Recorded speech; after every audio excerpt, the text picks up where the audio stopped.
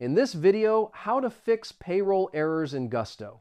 I will show you step by step how to fix payroll errors in Gusto. First, go to the Gusto website in your browser. Log into your account using your email and password. After logging in, go to the main dashboard of the platform.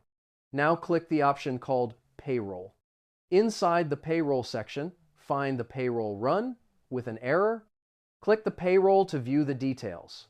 Now check the error message displayed on the screen. Read the description of the problem carefully. Common errors include incorrect bank details or missing information. Click the employee profile related to the error. Now review the employee information.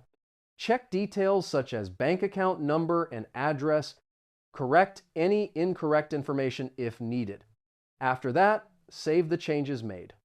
Now return to the payroll page. Try processing payroll again. Click Run Payroll to continue. Review all details before confirming. If the error continues, check tax or payment settings. You can also contact Gusto support for assistance. Explain the error to receive specific guidance. This is how you can fix payroll errors in Gusto easily.